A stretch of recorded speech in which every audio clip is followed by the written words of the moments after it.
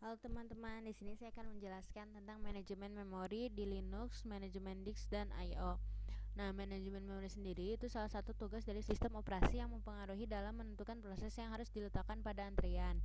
Nah, fungsinya itu yang pertama, mengelola informasi yang dipakai dan tidak dipakai. Yang kedua, mengalokasikan memori ke proses yang memerlukan. Ketiga, mendealokasikan memori dari proses yang telah selesai. Yang keempat, mengelola swapping atau paging antara memori utama dan disk. Nah, berdasarkan keberadaannya, manajemen memori itu dibagi menjadi dua. Yang pertama dengan swapping atau paging.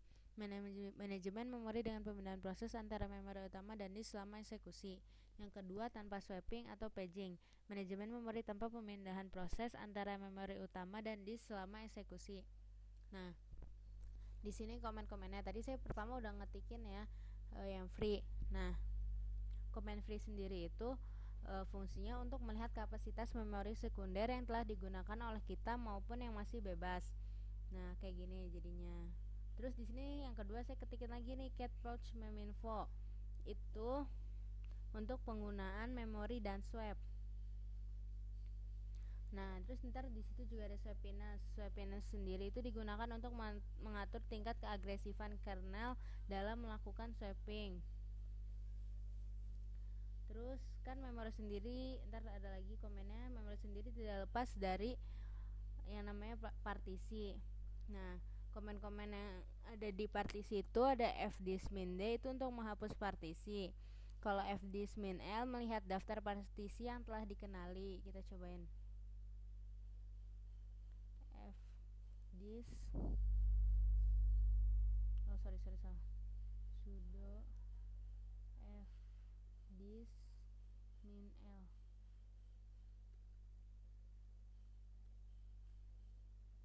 Nah, kayak gini ya hasilnya. Kalau mau buat partisi baru tinggal fdismin n. Kalau untuk verifikasi partisi itu fdismin f.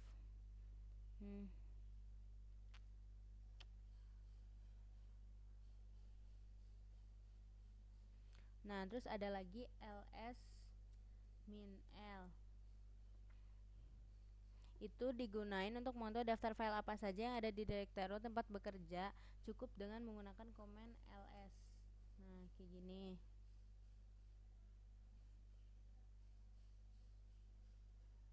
Kalau untuk melihat tampilan file yang telah di-sort, kita bisa pakai ls min lt. Kayak gitu kan.